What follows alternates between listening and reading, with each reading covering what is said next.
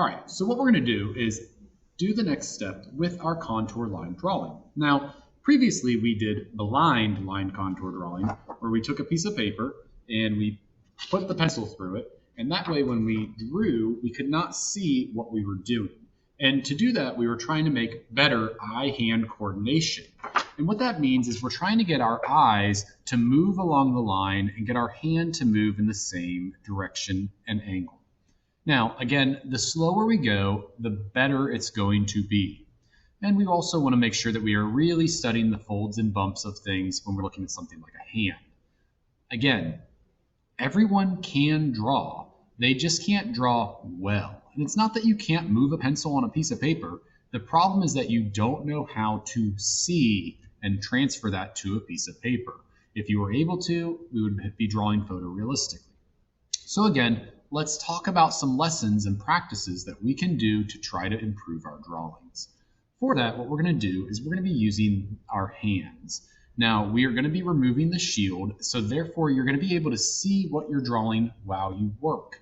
And I want to make sure that you are understanding that if you're having trouble with this and you keep looking at what you're drawing, you can go back to using the shield to, train your brain to try not to look. But really what we're going to be doing is trying to do a better job of mixing and going back and forth from looking at one and back to the other. Now, if you go and start looking at what you are drawing, if you're looking at your paper as your pencil moves, try to stop moving your pencil and focus on only drawing what you see. Okay, so again, there's nothing wrong with at this stage looking at your drawing or even stopping and lifting your pencil, but go back to where that line originally stopped and try to continue that first line. So for this, let's go ahead and get me out of here. And let's go ahead and look at this. So this is the letter E, okay? And basically, what I'm going to do here is I'm going to practice doing a sign language letter on a piece of paper using a method of contour lines. And again, this is still a practice moment, so it can come out good, it can come out bad, but what really matters is you are giving it your effort. So to do this, what I'm going to first do is I want to think of a word, and some of you already have selected your word that you're going to use. For mine, I used empathy. So we are supposed to be picking a word that we feel we wish could be voiced or heard, and we don't think people are thinking enough about. And for mine, I picked empathy. So the very first thing that I am going to do is I am going to make my E, and I'm going to lay it on my page. And this isn't how we would do all contour line drawings by any means. This is just how I like to do this one. And again, we're simply going to lay that down, and I'm going to take my pencil and I'm going to lightly go around the outside of my hand. And I'm not really getting in there tight. I'm not trying to go up under my fingers.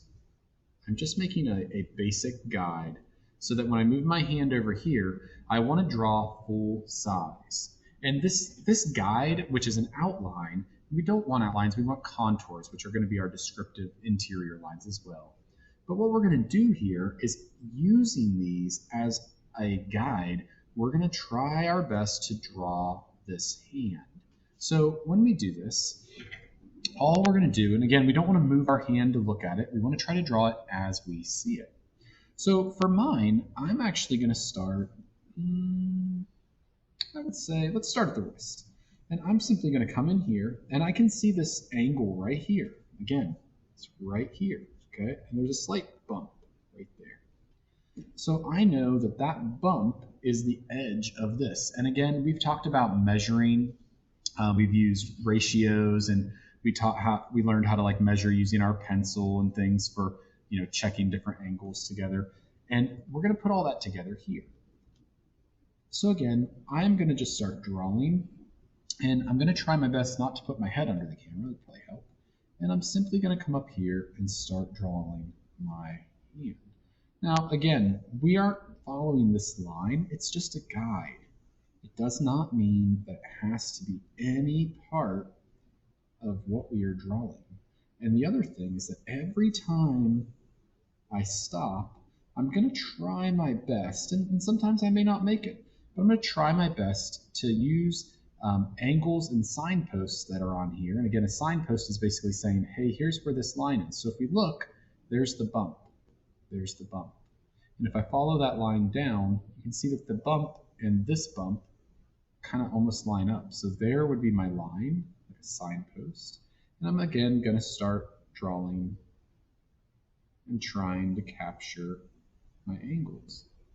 And if you notice, my thumb goes almost all the way across my hand. So if we look at that, here's the edge of my thumb, here's my third finger, my ring finger, and here's that bump. There's the bump. So that means my thumb should be all the way out here. And again, these are things that we can mess up once in a while, and even I will still mess them up in these practice stages, but we're trying to learn from these things. So again, I am trying my best not to look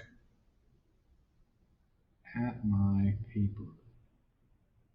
Again, if I stop and look at the paper, I can do it, and that thumb looks messed up already, but that's okay.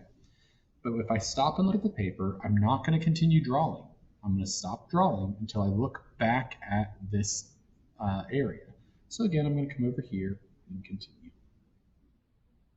And when you lift your pencil, just return back to that original line and continue on.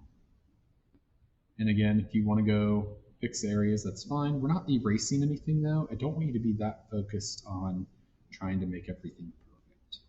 Okay, so again, we went in and out. We got the thumb. We have other lines here like this one, so we can come out from that. And I'm not going to make it go all the way to the edge. Looks like it does there because I drew on it. But we're just going to continue and go from there. And I'm going to move all the way back up here.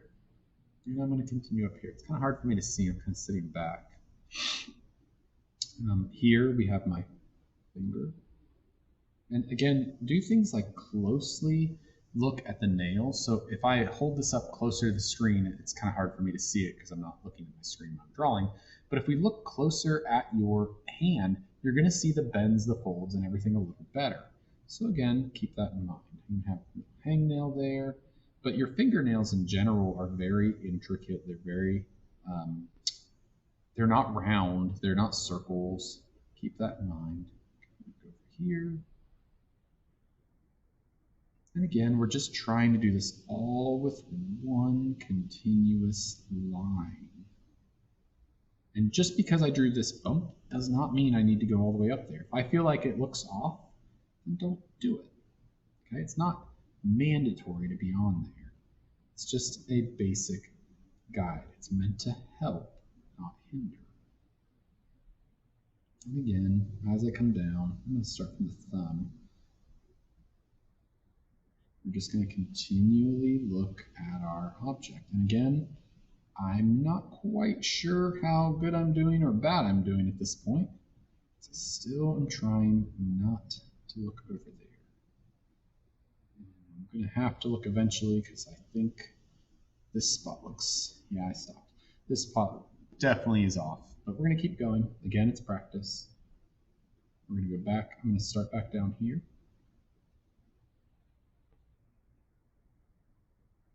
And again, I am messing up some of my ratios. I feel like my nails aren't big enough, but it's just practice. And I'm doing my best. I should probably slow down a little bit, but I don't want the video to be forever. Again, it's kind of hard to get over the top of it and not in front of the projector. Sorry, the document camera.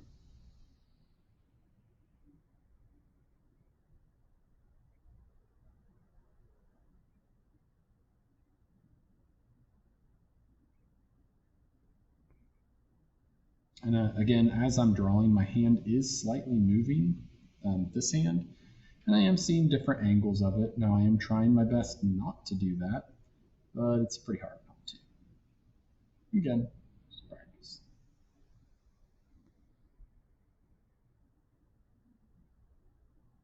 And again, you do not need to use these existing lines. They are just so that we make it the correct size.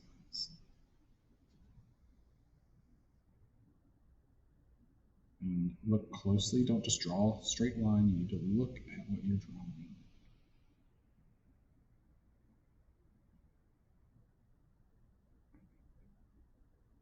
We also don't want to connect our lines all the way across in spaces like this. because it'll make it look like our wrist is cut off, things like that. And again, if you want to go back over to areas, just start at a line, wherever you want that line to continue, and work in there.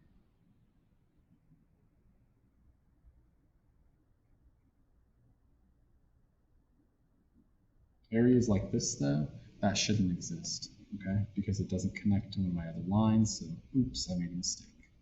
I'm allowed to make mistakes too. And basically, we're just going to spend all the time we can trying to capture that. And again, if you think about it, this should take more time and more time as you're getting better at studying the hand. All right, then what we would do is I'm going to put an E, just so I remember. And if this is the first one you've done, I'm going to number it number 1.